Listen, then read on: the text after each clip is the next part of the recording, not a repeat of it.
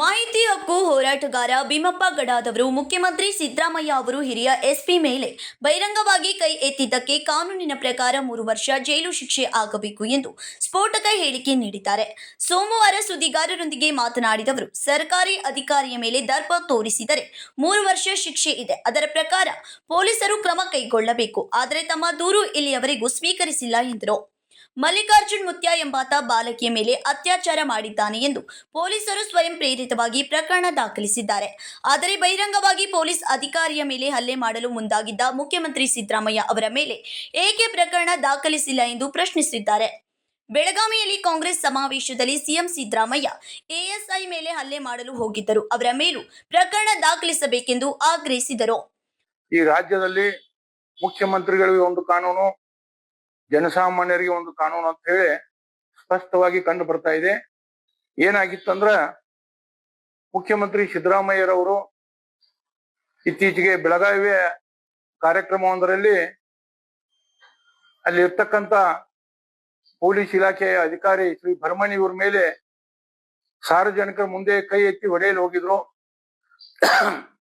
ಇದರಿಂದ ಕಾನೂನು ಏನ್ ಹೇಳ್ತಿದೆ ಅಂದ್ರೆ, ಯಾರಾದರೂ ಜನಪ್ರತಿನಿಧಿಗಳು ಬಹಿರಂಗವಾಗಿ ಸರ್ಕಾರಿ ಅಧಿಕಾರಿಗಳನ್ನ ಹೊಡೆಯಲಿಕ್ಕೆ ಹೋದ್ರೆ ಅಥವಾ ಕೈ ಎತ್ತಿದ್ರೆ ಅವ್ರಿಗೆ 3 ವರ್ಷಗಳ ಕಾರಾಗೃಹ ವಾಸ ಶಿಕ್ಷೆ ಅಂತ ಹೇಳಿ ಕಾನೂನಲ್ಲಿ ಹೇಳ್ತಾ ಇದೆ. ಆದ್ರೆ ಅವತ್ತೇನಾಗಿತ್ತು ಅಂದ್ರೆ, ಅಲ್ಲಿರ್ತಕ್ಕಂಥ ಸ್ಥಳೀಯ ಪೊಲೀಸ್ ಅಧಿಕಾರಿಗಳು ಕಣ್ಣು ಮುಚ್ಚಿ ಕುಳಿತಿದ್ರು, ಸ್ವಯಂ ಪ್ರೇರಿತ ದೂರು ದಾಖಲಿಸಿಕೊಳ್ಳಿಲ್ಲ. ಆ ಕಾರಣಕ್ಕಾಗಿ ಬೆಂಗಳೂರಿನ ಜನಪ್ರತಿನಿಧಿಗಳ ನ್ಯಾಯಾಲಯದಲ್ಲಿ ಸಿದ್ದರಾಮಯ್ಯ ಅವರ ಮೇಲೆ FIR ದಾಖಲಿಸಲು ನಿರ್ದೇಶನಕ್ಕಾಗಿ ಕೋರಿ ನಾನು ಒಂದು ಖಾಸಗಿ ದೂರನ್ನು ದಾಖಲಿಸಿದ್ದೆ. ಆ ದೂರಿನ ಸಂಖ್ಯೆ PCR ನಂಬರ್ 17367/2025. ಆ ದೂರನ್ನ ವಿಚಾರಣೆ ನಡೆಸಿದಂತ ನ್ಯಾಯಮೂರ್ತಿಗಳು ನನ್ನ ಅರ್ಜಿಯನ್ನು ವಜಾ ಮಾಡಿದ್ರು. 10/12/2025 ಏನ್ ಕಾರಣ ಹಚ್ಚಿರಪ್ಪ ಅಂದ್ರ, ಘಟನೆಯಲ್ಲಿ ನೊಂದ ವ್ಯಕ್ತಿಗಳು ದೂರು ಕೊಟ್ರೆ ಮಾತ್ರ FIR ದಾಖಲು ಅವಕಾಶವಿದೆ. ಘಟನೆಯಲ್ಲಿ ನೀವು ನೊಂದ ವ್ಯಕ್ತಿಗಳಲ್ಲ, ಆದ್ರಿಂದ ನಿಮ್ಮ ಅರ್ಜಿಯನ್ನು ತಿರಸ್ಕರಿಸಲಾಗಿದೆ ಅಂತ ಹೇಳಿ ಜನಪ್ರತಿನಿಧಿಗಳ ನ್ಯಾಯಾಲಯವೇ ಹೇಳಿದೆ. ಇಲ್ಲಿ ಏನಾಗಿದೆ, ನೊಂದ ಬಾಲಕಿಯಾಗ್ಲಿ ಅಥವಾ ಬಾಲಕಿಯ ಪೋಷಕರಾಗ್ಲಿ, ತಂದೆ ತಾಯಿಗಳಾಗ್ಲಿ ಯಾರೂ ದೂರನ್ನು ಕೊಟ್ಟಿಲ್ಲ. ಅದಲ್ಲದೆ ಅವ್ರು ಹೇಳಿಕೆ ಕೊಟ್ಟಿದ್ದಾರೆ, ಸ್ಪಷ್ಟೀಕರಣ ಏನ್ ಕೊಟ್ಟಿದ್ದಾರೆ ಅಂದ್ರೆ, ನಾವು ಮಠದ ಭಕ್ತರು, ಆ ಮಾಧ್ಯಮಗಳಲ್ಲಿ ಏನ್ ವರದಿಯಾಗಿದೆ, ದೃಶ್ಯಾವಳಿ ಬಂದಿದೆ, ಆ ರೀತಿ ಯಾವುದೇ ಘಟನೆ ನಡೆದಿಲ್ಲ. ನಾವು ಒಂದು ಪೂಜ್ಯ ಭಾವನೆಯಿಂದ ಮಠಕ್ಕೆ ಬರ್ತಾ ಇರ್ತೀವಿ. ನಮ್ಮ ಮಗಳಿಗೆ ಮಲ್ಲಿಕಾರ್ಜುನ್ ಮುತ್ಯ ಅವರಿಂದ ಒಳ್ಳೆಯದಾಗಿದೆ, ಯಾರು ಇದನ್ನು ಈ ರೀತಿ ಭಾವಿಸಬಾರದು ಅಂತ ಹೇಳಿ ಸ್ವತಃ ತಂದೆ ತಾಯಿಗಳೇ ದೂರು ಕೊಟ್ಟಿದ್ದಾರೆ, ತಂದೆ ತಾಯಿಗಳೇ ಒಂದು ಹೇಳಿಕೆಯನ್ನು ಕೊಟ್ಟಿದ್ದಾರೆ.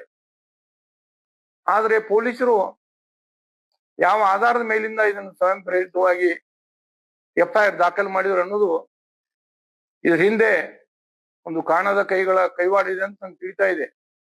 ಅಲ್ಲೇ ಸಿದ್ದರಾಮಯ್ಯನವರು ಮುಖ್ಯಮಂತ್ರಿ ಅವರ ಮೇಲೆ ಮಾಡಿದ ಕೇಸಲ್ಲಿ ನ್ಯಾಯಾಲಯ ಹೇಳ್ತತಿ, ಘಟನೆಯಲ್ಲಿ ನೊಂದ ವ್ಯಕ್ತಿಗಳು ದೂರು ಕೊಟ್ರೆ ಮಾತ್ರ ಅವ್ರ ಮೇಲೆ FIR ಮಾಡ್ಲಿಕ್ಕೆ ಅವಕಾಶ ಇತ್ತು ಅಂತ ಹೇಳಿ. ಆದ್ರೆ ಇಲ್ಲೇ ಯಾರು ದೂರೇ ಕೊಟ್ಟಿಲ್ಲ, ನೊಂದ ಬಾಲಕಿ ಆಗ್ಲಿ ಅವ್ರ ತಂದೆ ತಾಯಿಗಳಾಗ್ಲಿ. ಆದ್ರೂ ಕೂಡ ಪೊಲೀಸ್ ಇಲಾಖೆ FIR ಮಾಡಿದ್ದು ತಪ್ಪು. ಇದು ಒಂದು ಪ್ರಕರಣ. ಇದರಿಂದ ನಮ್ಗೆ ಏನ್ ಕಂಡು ಬರ್ತೈತೆ ಅಂದ್ರೆ, ಈ ರಾಜ್ಯದಲ್ಲಿ ಇರ್ತಕ್ಕಂಥ ಮುಖ್ಯಮಂತ್ರಿ ಸಿದ್ದರಾಮಯ್ಯ ಅವ್ರಿಗೆ ಒಂದು ಕಾನೂನು, ಈ ಸಾಮಾನ್ಯ ಜನರಿಗೆ ಒಂದು ಕಾನೂನು ಪೊಲೀಸ್ ಇಲಾಖೆ ಮಾಡ್ತಾ ಇದೆ ಅಂತೇಳಿ ಕಂಡು ಬರ್ತಾ ಇದೆ. ಆದ್ರಿಂದ ಮತ್ತೊಂದು ಪ್ರಕರಣ, ಕಳೆದ 2 ವರ್ಷಗಳ ಹಿಂದೆ ಈ ರಮೇಶ್ ಜಾರಕಿಹೊಳಿ ಅವರ ಮೇಲೆ ಅವರ ರಾಸಲೀಲೆ ಪ್ರಕರಣ, ಆ ಸಮಯದಲ್ಲಿ ಆ ದೃಶ್ಯಾವಳಿಗಳು, ಲೈಂಗಿಕ ಕ್ರಿಯೆ ದೃಶ್ಯಾವಳಿಗಳು ದೇಶಾದ್ಯಂತ ಹರಿದಾಡಿದ್ದೀವಿ. ಅವಾಗ ಪೊಲೀಸ್ ಇಲಾಖೆ ಮಲ್ಕೊಂಡಿತ್ತ? ಗೃಹ ಸಚಿವರು ಕಣ್ಣು ಮುಚ್ಚಿದ್ರ? ಇಡೀ ದೇಶವೇ ಆ ಘಟನೆಯನ್ನು ನೋಡಿತು. ಆ ಘಟನೆಯಲ್ಲಿ ನೊಂದು ಬೆಂದಂತ ಆ ಮಹಿಳೆ, ಅವಳು ದೂರು ಕೊಟ್ಟಿದ್ಲು, ಮಹಿಳೆ ತಂದೆ ದೂರು ಕೊಟ್ಟಿದ್ದ. ಆದ್ರೂ ರಮೇಶ್ ಜಾರಕಿಹೊಳಿ ಅವ್ರ ಮೇಲೆ ಪೊಲೀಸ್ ಇಲಾಖೆ FIR ಮಾಡಲಿಲ್ಲ. ಮಾನ್ಯ ಗೃಹ ಸಚಿವರು ಗಂಭೀರವಾಗಿ ಪರಿಗಣಿಸಬೇಕು ಈ ಪ್ರಕರಣಗಳನ್ನ. ನೀವು ವಿಧಾನಸೌಧದಲ್ಲಿ ಕುಳಿತುಕೊಂಡು ಸಾಮಾನ್ಯ ಜನರಿಗೆ ಒಂದು ಕಾನೂನು, ನಿಮ್ಮ ರಾಜಕಾರಣಿಗಳೊಂದು ಕಾನೂನು ಮಾಡೋದು ಸರಿಯಲ್ಲ. ಇದರ ಒಂದು ಇದನ್ನ ನೀವು ಅನುಭವಿಸ್ಬೇಕಾಗ್ತದೆ ಮುಂದಿನ ದಿನಗಳಲ್ಲಿ. Vinod Kolkar, KMM Kannada news, Belagavi.